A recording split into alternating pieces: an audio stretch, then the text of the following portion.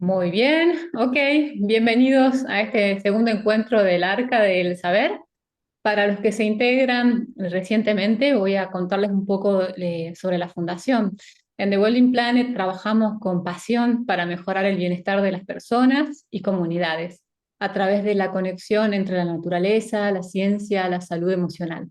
Somos una fundación sin fines de lucro, comprometida con generar un impacto positivo en la vida de quienes más lo necesiten. ¿Cómo hacemos esto? Diseñamos programas de formación innovadores, como nuestros diplomados, cursos cortos y medios, salud mental y también ecopsicología, promoviendo iniciativas terapéuticas como los jardines sensoriales, que son espacios diseñados para fomentar la sanación y la resiliencia. También realizamos investigaciones en colaboración con otros expertos internacionales para construir soluciones sostenibles y efectivas. Apoyamos a comunidades vulnerables, brindándoles herramientas prácticas para mejorar su calidad de vida. Nuestro propósito es fomentar un mundo más saludable, inclusivo, conectado, donde cada persona pueda encontrar equilibrio emocional y su propósito a través de la naturaleza y la ciencia. Como fundación sin fines de lucro, dependemos del apoyo de personas como ustedes para seguir adelante, así que cualquier aporte es bienvenido. Muchas gracias por unirse a este segundo encuentro y los dejo con la doctora. Muchas gracias, Catalina. Bienvenidos, compañeros y compañeras de todo lugar del mundo, allende los mares. Veo a nuestros compañeros mexicanos, argentinos, chilenos y a los que nos van a ver más tarde, pues perfecto. Estamos en nuestro segundo encuentro sobre el maravilloso libro del espectro de la conciencia de Ken Wilber. Para quien no vino al primero, lo seleccionamos porque este libro es muy importante en las tradiciones de Oriente y de Occidente, pero sobre todo es muy importante en materia científica. En este episodio el libro tiene 400 y pico de páginas, ¿no? Y nuestro objetivo es como leernos al menos la mitad. Nos vamos a concentrar en las tres primeros capítulos. El primero, que es la introducción, el segundo, que es los dos modos de saber, y el tercero, que es la realidad como conciencia. Si ustedes ya se lo han leído entero porque no podían ni resistirlo, yo los entiendo, porque es un libro tan bueno, ¿no? Sé que algunos de ustedes son lectores voraces y seguro que lo tienen subrayado, trabajado y han hecho un montón de cosas. No me equivoco porque les conozco. Bien, pues me voy a callar y voy a empezar a darles paso a ustedes. ¿Qué experiencia han tenido hasta ahora, hasta ahorita, a la mexicana, leyendo este libro? ¿Hasta dónde llegaron y qué les pasó en su vida en esta aventura del saber? Adelante, cualquiera de ustedes, por favor. Levanten la mano, física o virtual.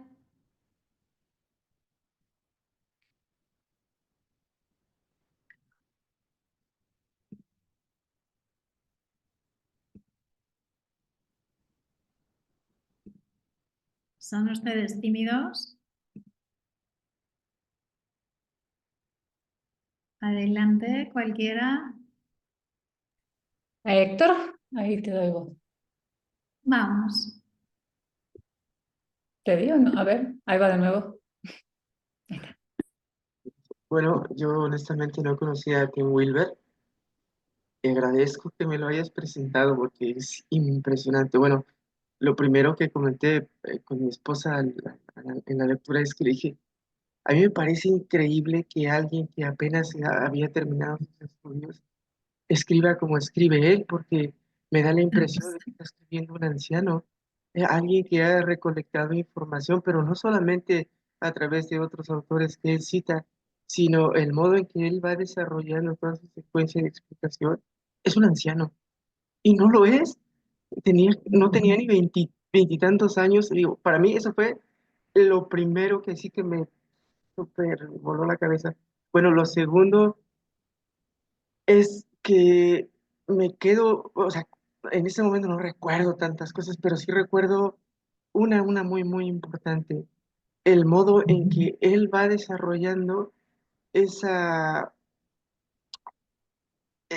la cultura occidental, la cultura oriental y el modo en que él las va entrelazando para que uno se dé cuenta que tanto una como la otra funcionan. Y me recuerdo, sí, la frase cuando dice, bueno, si la cultura occidental no hace que te despiertes, bueno, pero entonces la cultura oriental hace que despiertes, las dos son muy buenas, porque mientras no despiertas, la cultura occidental hace que mientras estás soñando esto no se vuelva una pesadilla. Eso me ha gustado muchísimo, muchísimo. Pero no, me quedo aquí para que también los demás aporten algo si es que gustan. Gracias. Pues muchas gracias, Héctor Rodríguez, desde Veracruz, desde México. Gracias, Héctor. Vamos a darle la palabra a Miriam, ¿es, Catalina? Sí, Doc, Miriam, y después Gaby. Adelante, Miriam. ¿Desde dónde nos escuchas o de dónde nos hablas, compañera Miriam?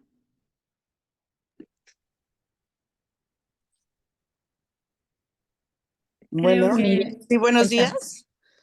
Buenos días. Adelante, Miriam. Hola, buenos días. Un Sí. abrazo grande, doctora. Mucho gusto de verla. Disculpe que no ponga la cámara, pero estoy a oscuras. Entonces, pues de cualquier manera no se va a ver. Mire, la verdad, yo lo empecé a leer voráginemente, como usted lo dijo, pero me detuve. Me detuve porque quiero digerirlo poco a poco.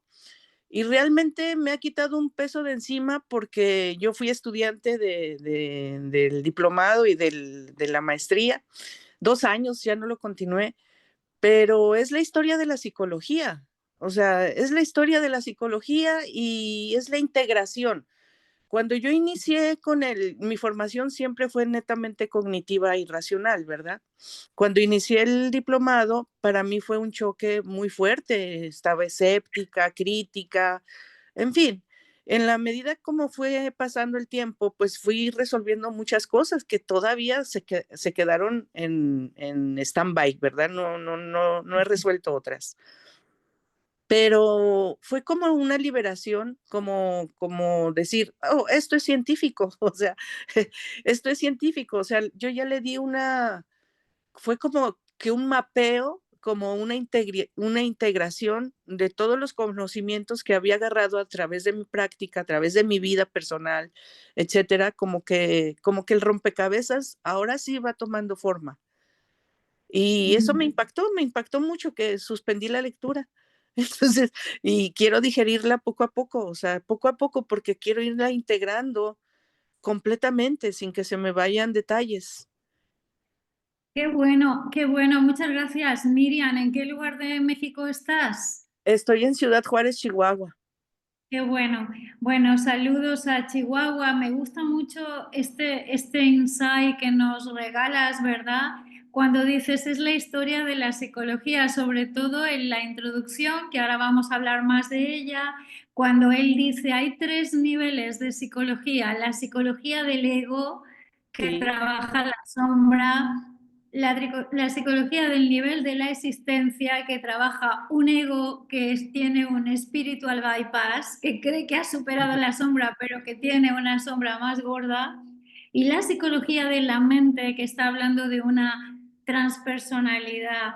Y cómo esos fenómenos no son antagónicos, o sea, Miriam, cómo esas 3 psicologías pueden vivir, ¿no? Porque en realidad plantean la idea de un sí mismo en diferentes niveles. El primer sí mismo, que es el consciente y el inconsciente. El segundo sí mismo, que es nuestro sí mismo, que a veces decimos, va, nos gusta la psicología somática y emocional porque es diferente y volvemos a encasillarnos en algo.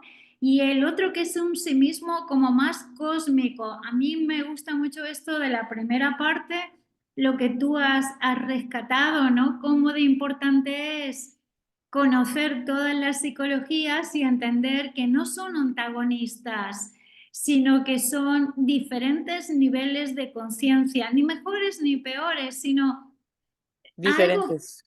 Ujú. tenemos que dominar, ¿no te parece? Sí, definitivamente. Y en el territorio personal, ahora me estoy dando cuenta que me dio miedo llegar a lo mejor, yo ya llegué a la parte del inconsciente ya un poquito más y me dio miedo. Quizás por eso he abandonado todo eso. Quizás por eso le puse una pausa. Y bueno, pues Bueno, poner una pausa es también una manera de profundizar, Miriam. sí, sí, porque estoy revisando qué me está impidiendo la continuidad, ¿verdad? Ujú. Ujú. Bueno, muchísimas gracias por estar aquí y un abrazo fuerte a Chihuahua. Gracias, recibido con mucho cariño y devuelvo 2 más con mucho cariño. Gracias, ándale. Vamos con Gaby, Gaby Reyes desde Ensenada, nuestra baja. ¿Cómo está la baja? Muy bien, estaba muy oscura y fría. Aquí apenas queriendo amanecer, muy contenta, de poderme levantar hoy. Sí, Bueno, yo apenas empecé a leer el libro, una de las cosas que reflexioné cuando lo empecé a leer, que me encanta, ¿verdad? El libro, me encanta, como ya comentaron los compañeros, no lo voy a repetir. Estoy totalmente de acuerdo con las sensaciones que fueron viviendo y las comparto. El poder ver todo lo que nos plantea sorpresivamente, como lo decía Héctor, para una persona de su época, para su juventud, para la parte en la fecha en la que lo hizo, lo que sea. Y lo que no se hablaba en ese momento, ¿no? De todas estas cosas, toca todo, el budismo, toca el conductismo, toca todas las psicologías. Y yo me hacía una primera pregunta de la diferencia entre la integración, digo, la psicología integrativa que nos está proponiendo que, por ejemplo, ¿qué diferencia hay entre lo ecléctico? Porque siempre batallamos, bueno, yo en mi caso batallé con el concepto del eclecticismo en la psicología, ¿no? De que yo creo, yo estoy completamente de acuerdo con él que debe, digo, no es que tuviera que estar de acuerdo, ¿verdad? Es un señorón, pero vamos, que me resuena lo que él dice en relación a que no podemos hablar de una sola psicología porque hay diferentes necesidades y lo plantea en las primeras 30 páginas, ¿no? Lo plantea claramente de que a algunos les va a servir el conductismo para resolver una cosa, a algunos otra cosa, pero al final de cuentas, todo lo que se va enfrentando la gente o nos vamos enfrentando también como terapeutas a usar como herramientas, va sumando a la conciencia, es lo que yo entendí. O sea, como que nos va ujú. sumando a llegar a esa parte que decía ahorita la compañera Esther, creo que era la última que dijo, ¿no? Miriam, Miriam. Miriam, perdón. Ajá, al miedo de llegar a esa parte de la espiritualidad, ¿verdad? O conciencia, o lo que le queramos llamar. Este, y eso lo plantea como muy claramente de que es un proceso, yo lo entendí así como que es un proceso natural. Y yo más que nada quiero comentar, cómo me impacta en mi trabajo, ¿verdad? Porque Sí, parece tontería, pero lo leí y ya, veo clientes y fue muy curioso porque una clienta me planteó algo que me ayudó, lo que había leído casualmente, ¿verdad? ¿en serio? Sí, sí, una clienta me planteó esta parte que va más allá de una explicación que le vas a dar a un cliente en relación a la conciencia, ¿no? Al alma incluso, ¿no? Al alma. Y la hago así porque, bueno, lo ubico por acá arriba, ¿no? Por acá encima, como también hablaba de puntos de energía ella, de un Ujú, ejercicio que hicimos en cómo ella pudo ver eh, pudo ver algo que tiene que ver con la integración, ¿verdad? De la información que ella ha vivido con diferentes terapeutas, con otro tipo de ejercicio, y esto es de la psicoterapia contemplativa, como mencionaba la compañera, ¿no? De cómo nos va llevando a cuestionarnos cosas que decimos como psicólogos, ¿será esto o no será? O sea, ¿qué onda? ¿Qué es esto? Y esa parte me llamó mucho la atención porque este autor lo maneja de una manera muy elegante y muy respetuosa para cada uno de lo que use, ¿no? Y me gustó mucho poderle decir a mi cliente, pues que todo eso va sumado, porque hizo una comparación que se van a reír, ¿eh? Dijo, es que tú hiciste algo con el ejercicio que implica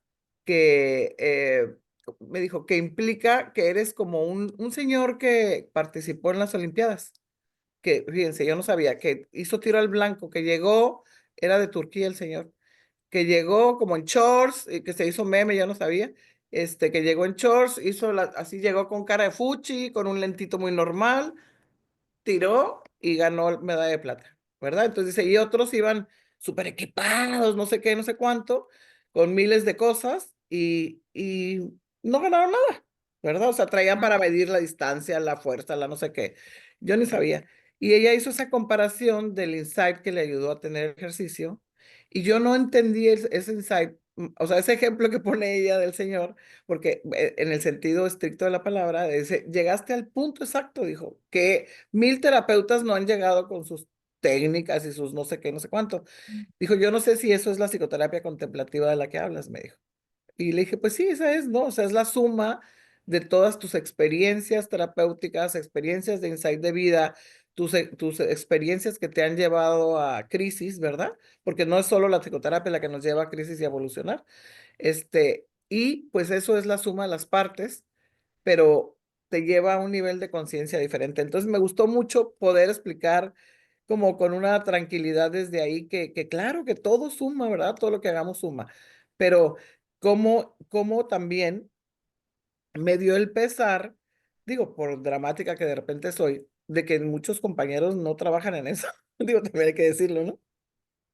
No trabajan para evolucionar la psicología porque se torna de alguna manera como poca herramienta con algunas cosas que trabajamos, o sea, la verdad, ¿no? Eso es lo que yo alcancé a ver. Y eso solo en las 30 primeras páginas me ayudó a reflexionar, ¿no? Y me impactó en mi trabajo.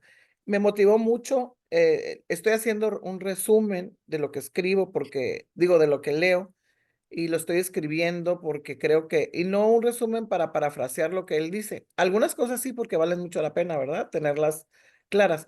Pero más que nada, ¿qué voy entendiendo de esto? Porque la verdad me ha ayudado pues a como a integrar muchas de las cosas y no sentir el miedo que siente la compañera, a diferencia de ella, ¿no?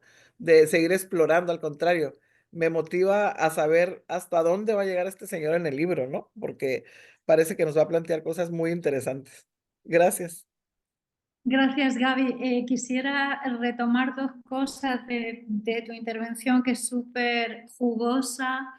La primera es decir, y también a Miriam, que, que el miedo es parte del proceso, que el miedo se conectan con los saltos de conciencia, ¿no?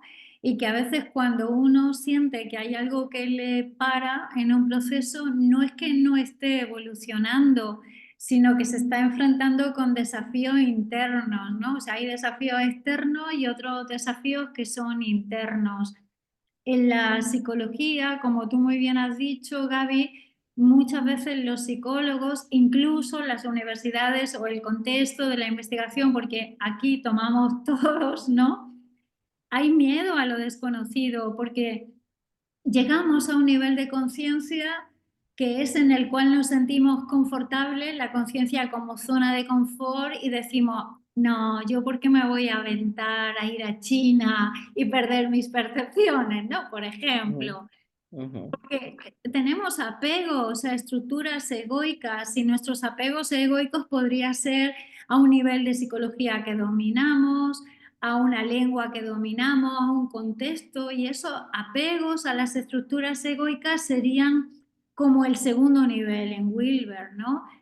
También Wilber nos plantea que el cambio exige una responsabilidad, o sea que una nueva conciencia trae consigo siempre una forma nueva de ver el mundo y eso significa que si yo sé que fumar es malo y sigo fumando, pues qué onda, no estoy alineado con lo que sé, no estoy siendo coherente. Y a veces en la psicología es difícil seguir estudiando todo lo que va haciendo, es bastante demandante, ¿no, Gaby? Porque tenemos que seguir ampliando esta responsabilidad personal que nos tomamos de actuar en el sentido de conocer más, no por bulimia académica, sino por saberlo. Y también nuestros miedos pueden ser a que donde nos movemos, en nuestros clientes o en los pacientes, hay también condicionamientos sociales o culturales. Por ejemplo, Gaby, la primera vez que tú le propusieras a tus pacientes meditar, ¿no? Por ejemplo. Sí. O o le dijeras, vamos a trabajar la compasión. Pues a mí me pasó que me decían, no, yo no quiero trabajar la compasión. He venido a estar bien, no a que me compadezca.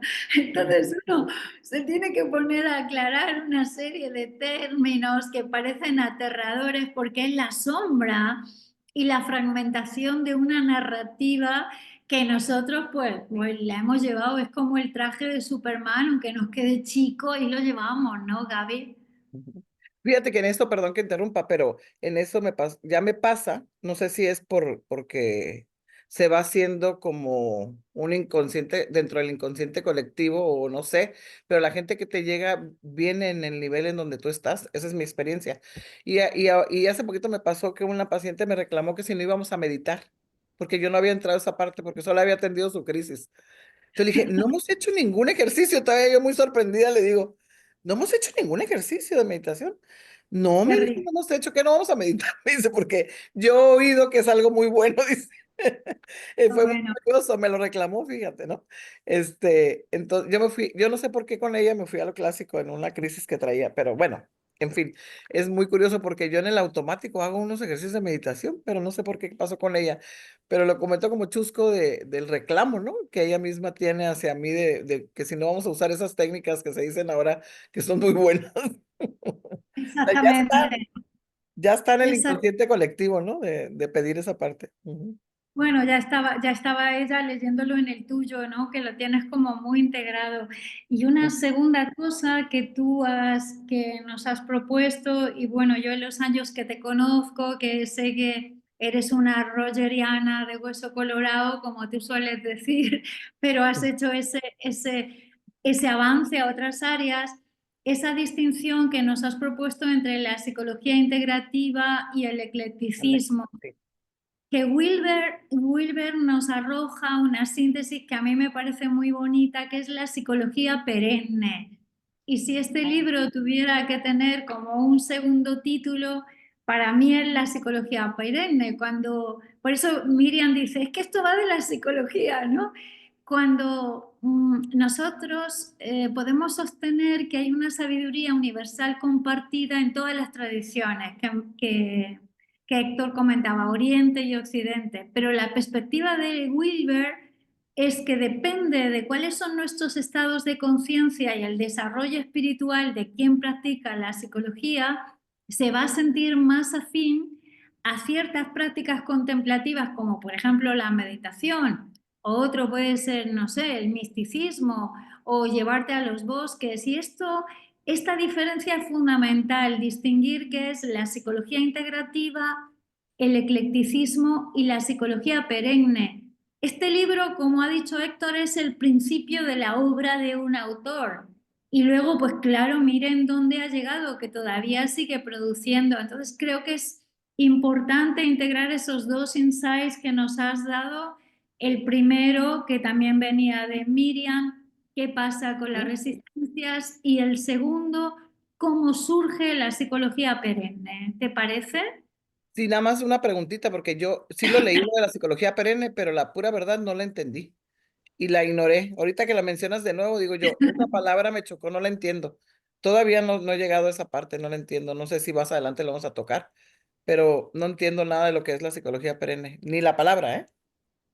Perenne quiere decir que no está sujeta al cambio, como los Ah, árboles. Hay árboles que tienen hojas caducas, que se caen, y árboles que son perennes, ¿no?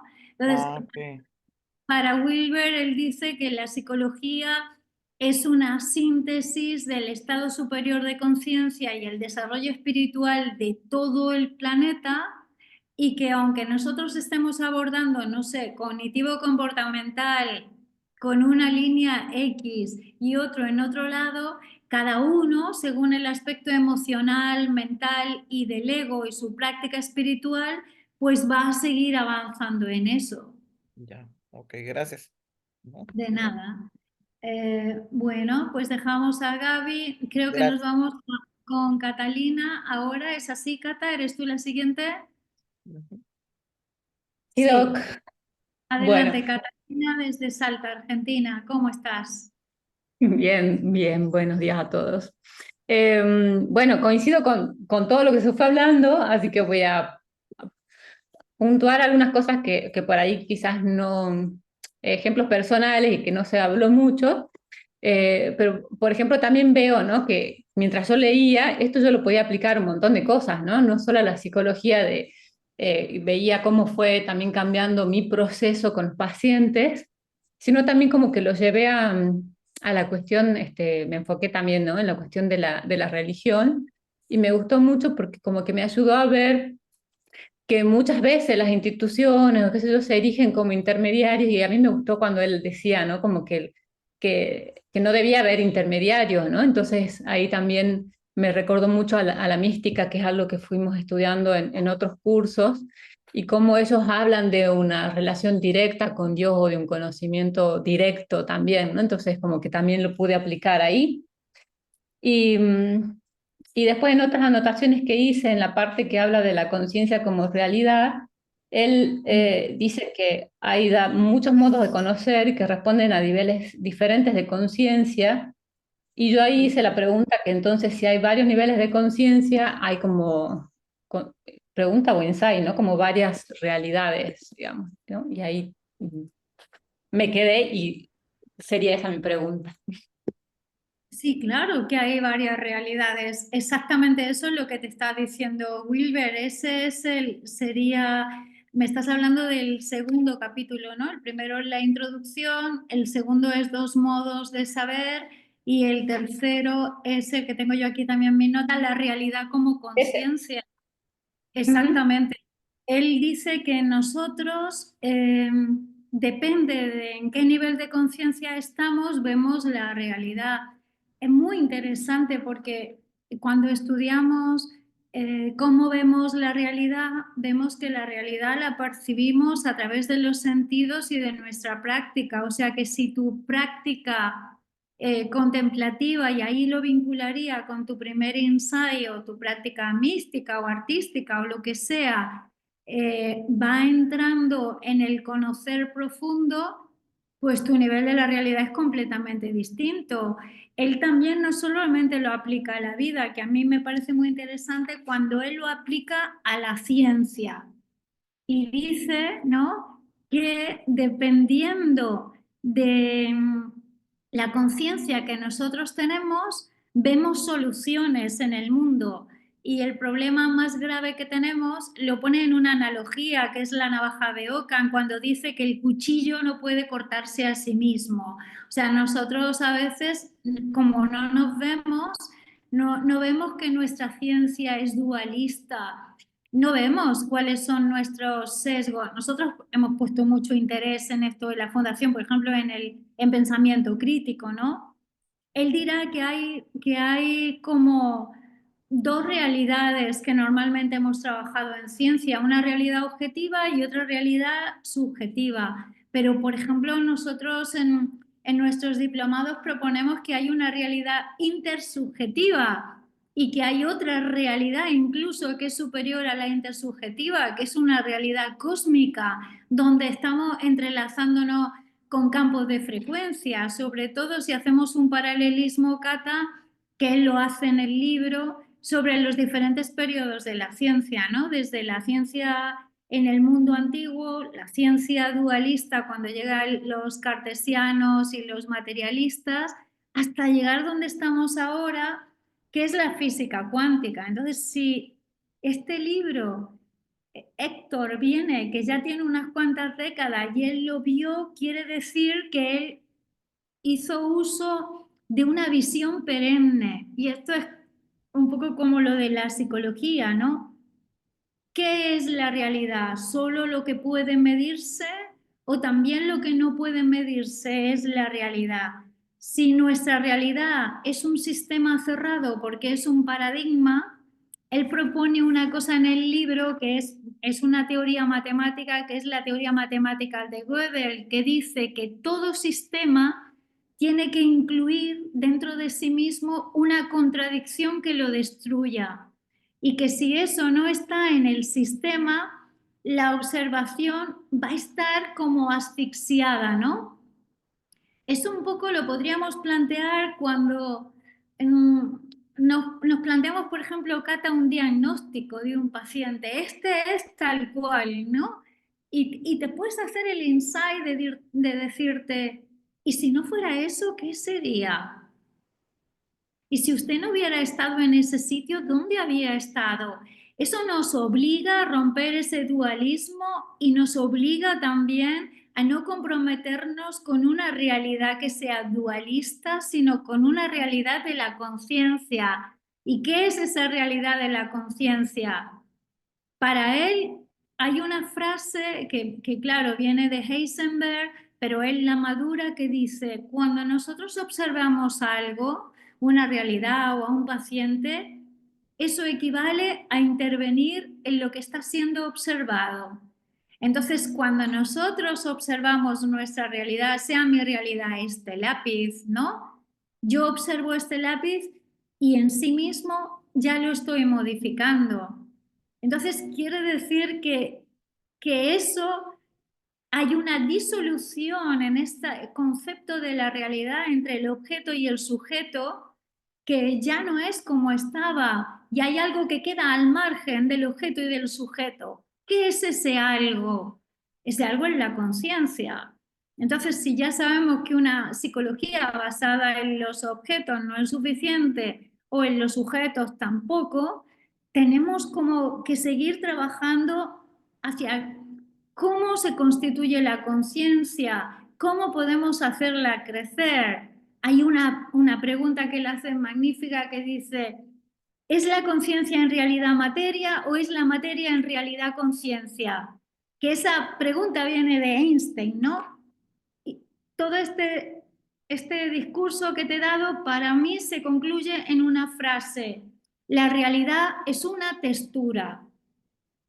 Y ahí te llevo al arte, o sea, que nosotros tocamos la realidad como si fuera un cuadro donde el observador y el suceso, el sujeto y el obseso, el conocedor y el conocido se fusionan, no son separables y lo que adquirimos es una textura de la realidad, ¿no?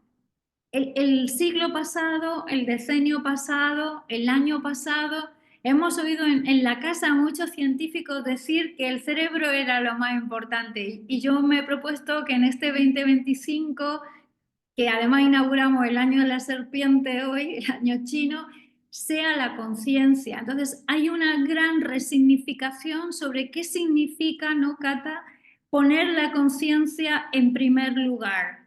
¿Qué te parece esa idea? Me encanta, la verdad que me encanta. A ver, creo que muchos, o al menos en lo personal, a mí de Bowling Planet me gustó, me llamó mucho el diplomado en el 2020, el que era neurociencia. Pero después hubo una clase que hizo un corte conmigo y yo dije, no, no, o sea, como que está bien lo que él decía, o sea, lo que los científicos decían, ¿no? Y usted me ayudó mucho a ver que está bien lo que decían los científicos, pero yo sentía como que había algo más, ¿no? Como que no era suficiente y totalmente ahora por donde vamos y sobre todo ahora en este 25 lo que estamos viendo en la fundación va por ese camino, digamos, camino de la conciencia y del alma también. Sí. Completamente. Bueno, acotar si acaso, por si nos hemos olvidado, que psicología es la logía, el logos, la ciencia de la psique, y la psique es el alma. Entonces, bueno, vamos a ordenar un poco. Creo que si no hay una práctica profunda, nos está recordando Gilbert, no podemos hacer insights profundos. Entonces, nos plantea claramente que las prácticas contemplativas, que era un poco también la intervención de Gaby, es muy necesaria. Tanto que si tú te olvidas, el paciente te dice, che, ¿te olvidaste de esto? ¿Por qué no me tocó a mí la meditación? Muchas gracias, Cata. Le vamos a dar la palabra a la compañera Lidia. Yo creo que es Lidia ahora. Lidia. Lidia, adelante. ¿Desde dónde? ¿Desde México? Ajá, ¿qué tal? Buenos días, sí, desde Zacatlán, Puebla, Qué México. bueno. Un lugar muy frío, por si no lo conoces. Bueno, pues realmente Mi intervención es rápida, disfrutando oírlas y oírlos, oírte a ti, Héctor. Mi formación no es, no soy psicóloga, pero sí soy científica, soy bióloga. Entonces, realmente he disfrutado enormemente el libro. Eh, no ha sido fácil, no es fácil, pero me está gustando mucho y además me está animando a seguir conociendo. Yo soy bióloga, pero también tengo ya muchos años como budista, entonces ha sido realmente sorprendente, uno, el conocer a este autor que como científico ha logrado sintetizar, ¿sí? De esa manera, ¿no? De esa manera, ¿no? Lo que es el conocimiento científico, lo que es el conocimiento occidental, con lo que es el conocimiento oriental. Y realmente yo ya tenía referencias de él, mi maestra budista lo tiene como una referencia bibliográfica y sobre todo cuando hemos estado viendo lo que es la vacuidad, lo que es la impermanencia, lo que es precisamente ese dualismo, ¿no? que tenemos como occidentales. Entonces, muchas gracias por todo lo que ustedes comparten ahorita en su reflexión. Me caen muchos veintes y como para mí estoy conociendo a la fundación y estoy muy ansiosa porque la próxima semana comenzamos el diplomado de psicología, ¿sí?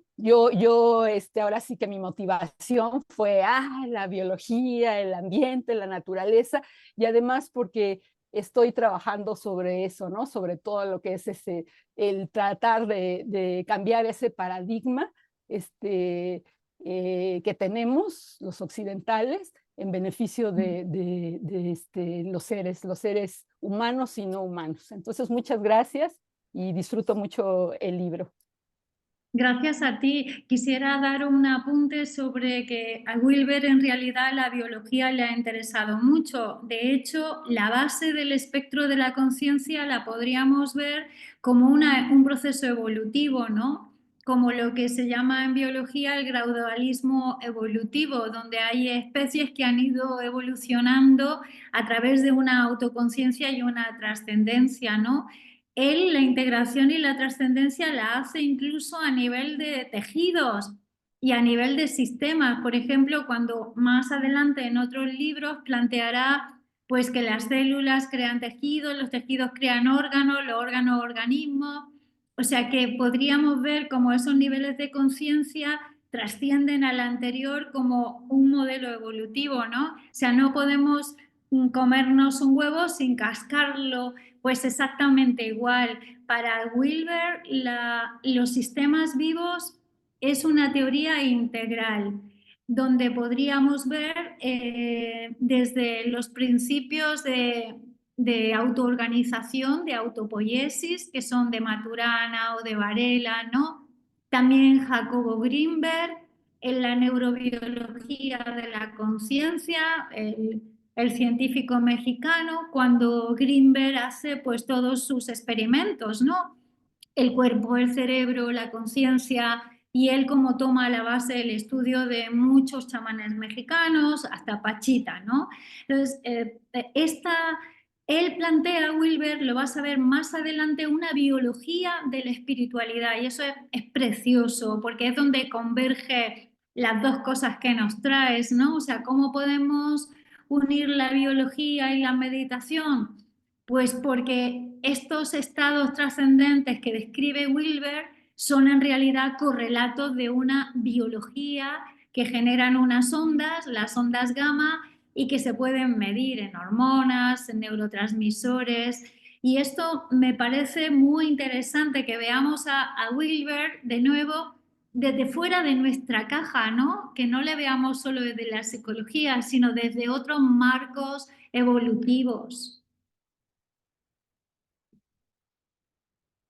Gracias. Le vamos a dar la palabra a María José, creo que es ella. María José, me alegro de verte. Tucumán, Argentina. Adelante.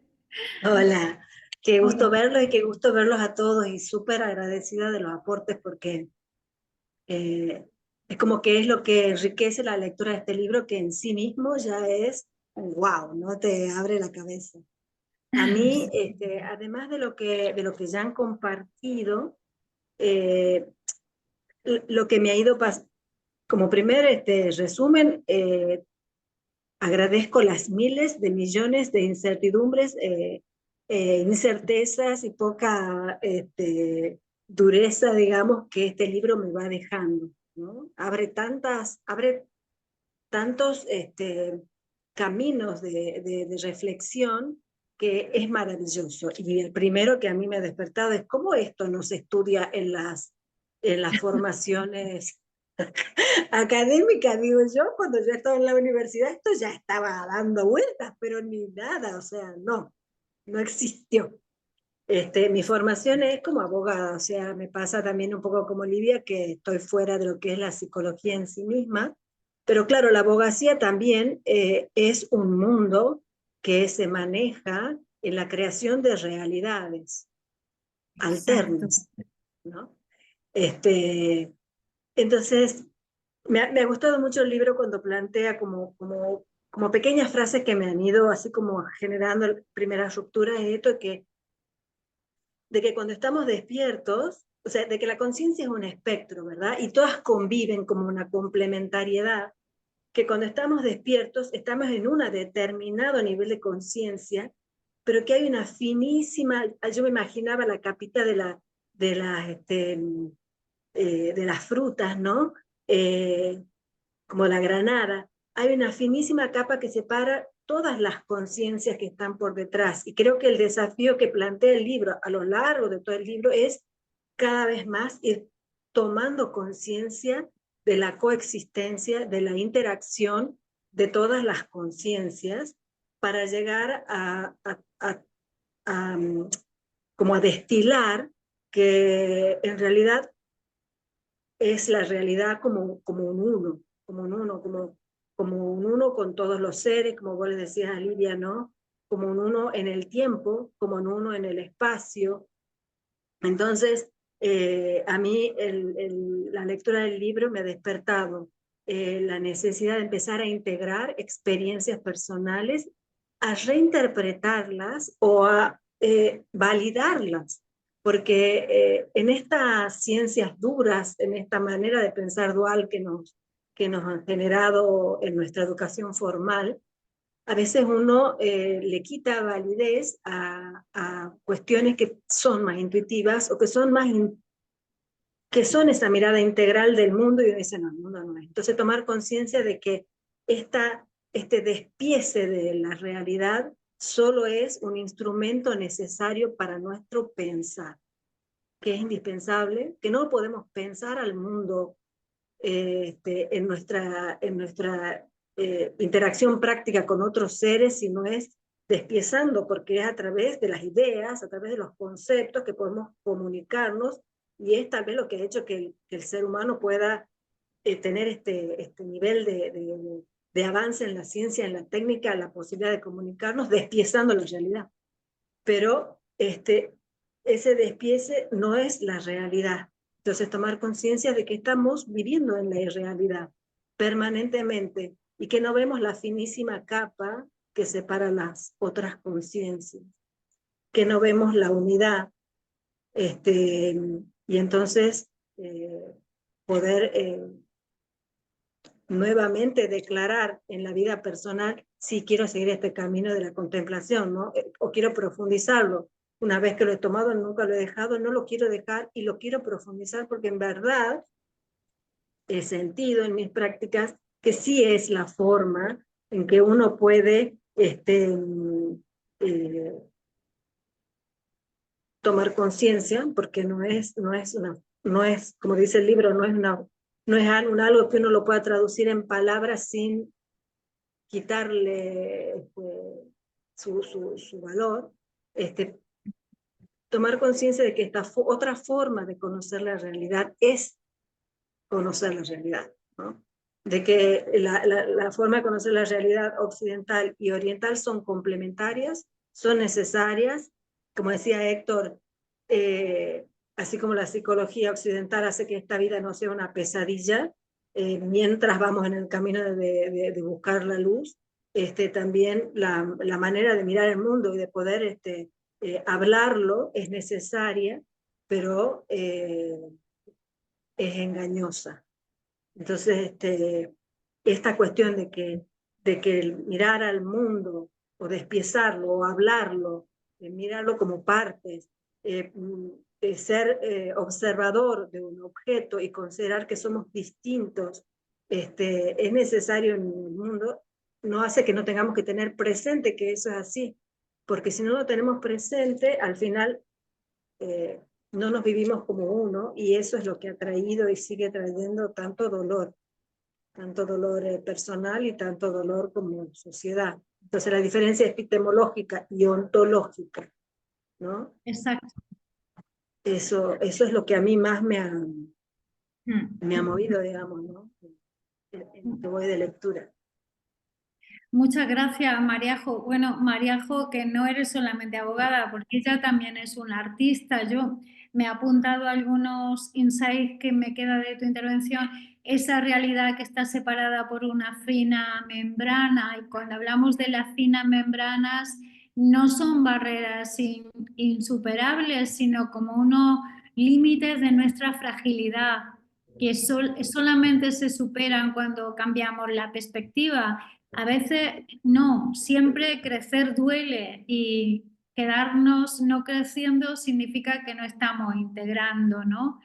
Me quedo con esa idea de la necesidad de integrar, reinterpretar y validar las experiencias, como que uno puede ser abogado, puede ser un artista y puede ser un meditador también, como es en tu caso, ¿no? Y el peligro de la fragmentación. Yo diría que en esta época incluso la fragmentación es el mayor obstáculo a la plenitud del ser, porque si nosotros fuéramos conscientes de que vivimos en una realidad que está alterada, y ya no está solo alterada por seres humanos, sino también por máquinas, por la contaminación, por un montón de cosas, cuando a lo mejor tenemos un conflicto con alguien o con nosotros, pues tenemos que volver a cultivar la conciencia y observar nuestros filtros como el coche, ¿no? Es decir, bueno, voy a sacar el filtro, lo voy a limpiar, a ver si resulta que lo que me pasa es que el filtro está mal, ¿no? Está lleno de toxicidades. Si somos capaces de practicar herramientas que trasciendan esa fragmentación, puede ser la creatividad, puede ser irnos a las selvas, puede ser meditar, lo que sea. Es muy importante para aceptar, y estas son una de mis conclusiones de Wilber, que vivimos en una paradoja, y que las paradojas no existe una verdad, sino que ambos lados pueden coexistir, e incluso ambos lados, ninguno de ellos ve la auténtica verdad. Entonces hay que avanzar poco a poco, aceptando que esta realidad es calidoscópica y que nuestras visiones son paradoxales. Como, además, tomando lo que vos decís, esto de la complementariedad. Si uno no puede ver las dos caras de la moneda, hay algo que no ve, ¿no? Entonces, como también el modo de pensamiento de Oriente y de Occidente son complementarios, como todo es complementario. Y me gustó que rescates la palabra membrana, que no la había tomado en su significado más finito, y es que una membrana siempre implica que hay un intercambio, ¿no? Entonces, membrana no es límite, no es algo que está como con papel film, no, es algo que se intercambia. Entonces, como vos decís, cuando uno desde su fragmentariedad mira al otro y no puede entenderlo al otro, solo es ver cuál es la membrana, ¿no? Y poder filtrar entre uno y otro el uno que somos. Es un desafío increíble, me encanta este libro. Me encanta. Sí, hablando de membranas y de percepción, recordando si acaso a Renoir, el pintor, ¿no? Auguste Renoir sufrió durante casi 30 años de una artrosis súper dolorosa.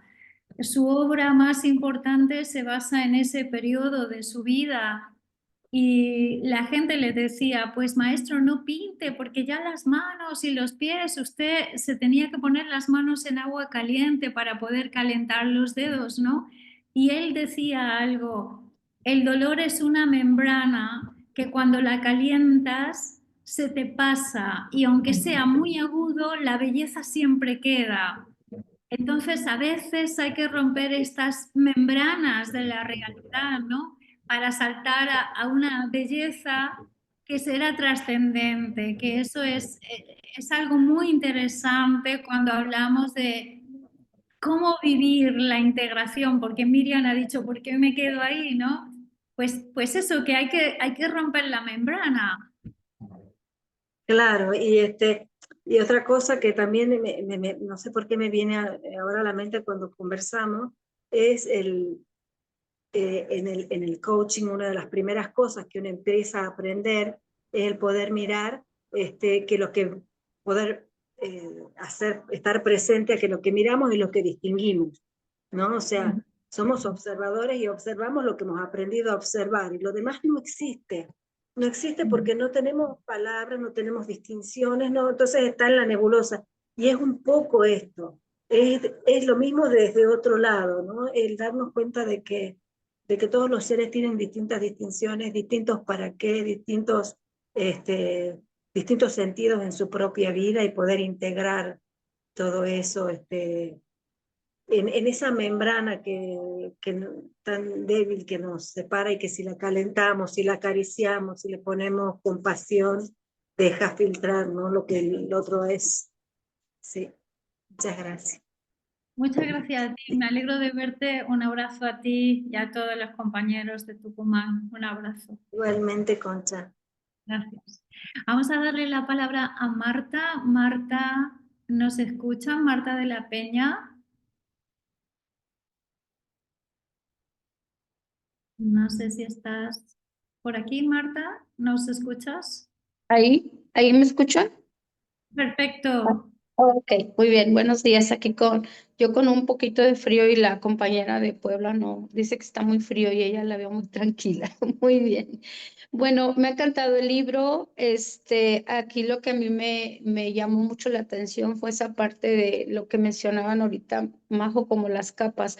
Yo lo vi como el arco iris que explica ahí y la importancia de que verlo yo, cómo cada persona está conectada a esos colores y por eso es la diferencia de ideas, de puntos de vista, o sea, me hace ver como en mi profesión como docente, digo, sí es cierto, o sea, con mis chicos, o sea, ¿a qué están, como a qué colores están conectados? Yo así lo vi. ¿A qué colores están conectados de que tenemos nosotros que ver esa parte para trabajar mejor, trabajar trabajar como grupo y reconocer que no todos estamos en el mismo color? No quiere decir que sea bueno o que sea malo, que uno sea mejor que el otro, sino esa conciencia. Para mí conciencia es como esos colores, va. En eso me llamó la atención y me hace ver el conflicto que siempre se ha hecho entre el dualismo, yo tengo la razón o yo la tengo, o sea, todos tienen la razón porque están en diferentes tonos en ese arco iris. ¿Y cómo se refleja, por ejemplo, en el arte? Ahorita mencionaba Gaby que ella llegó un paciente y conectaba con ella con la misma información.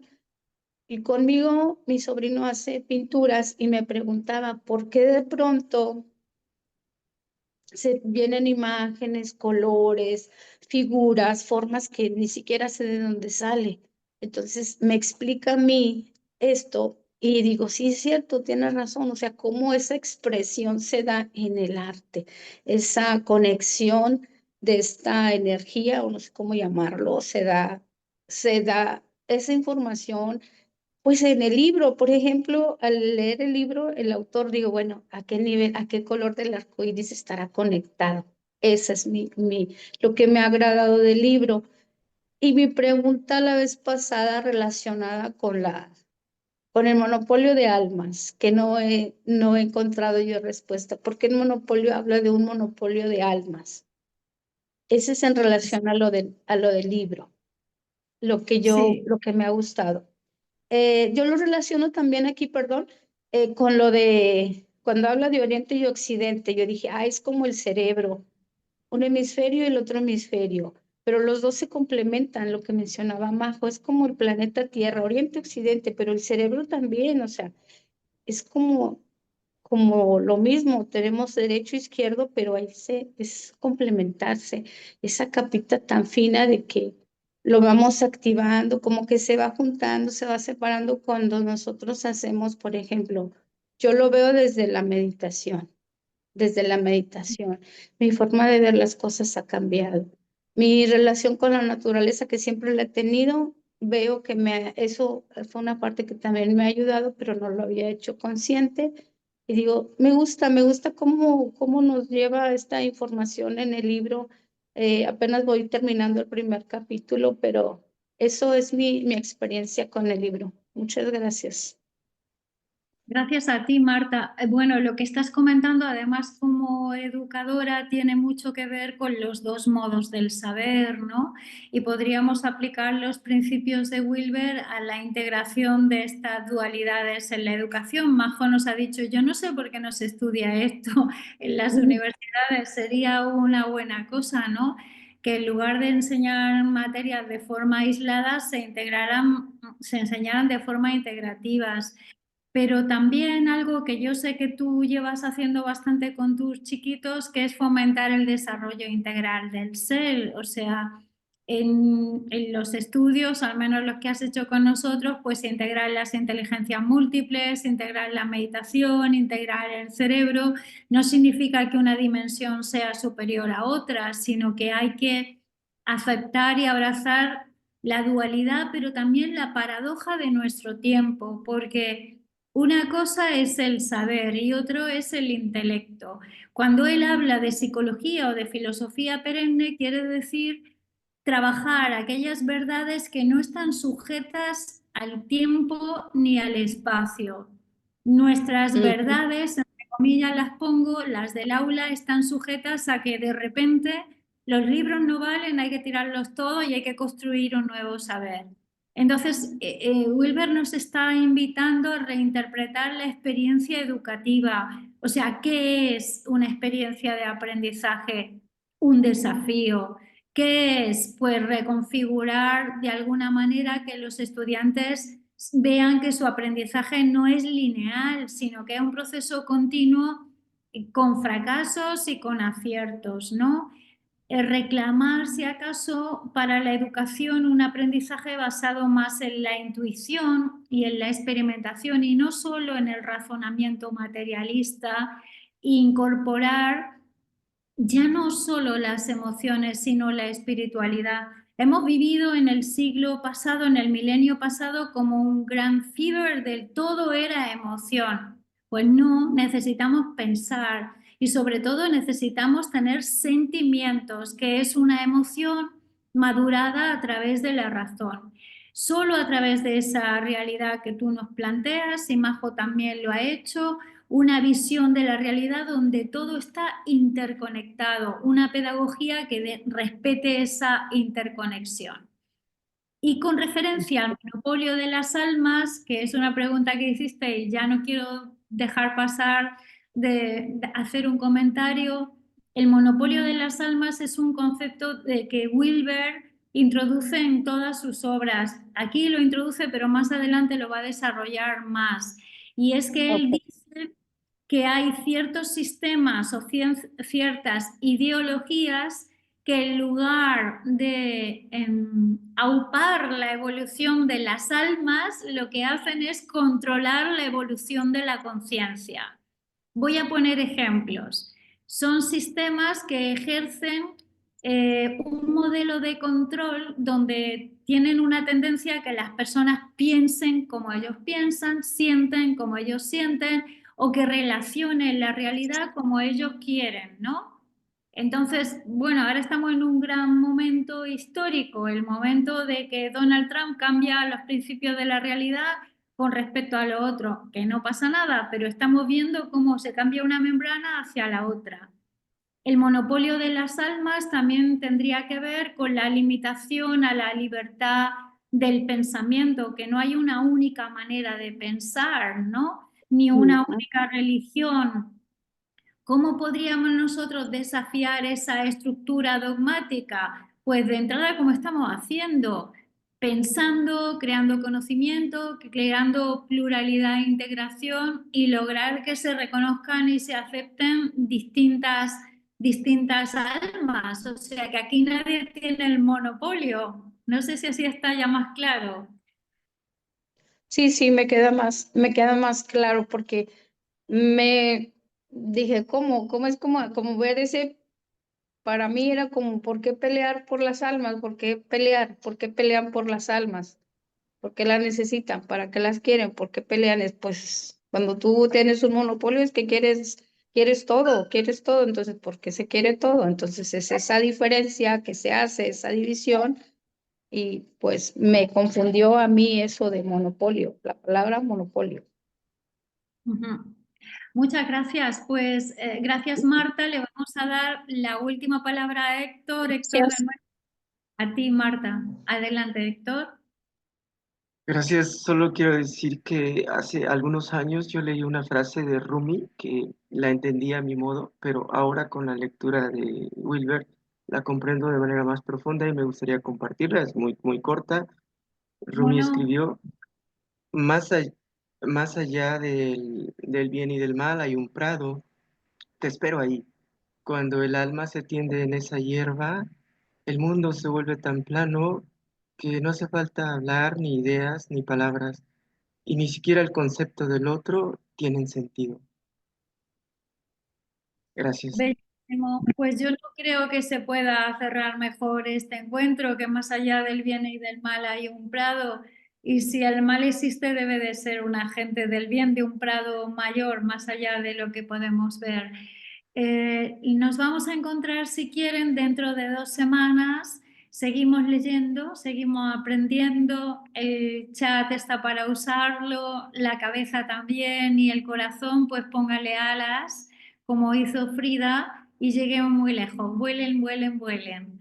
Nos vemos dentro de 2 semanas. Que estén muy bien. Gracias.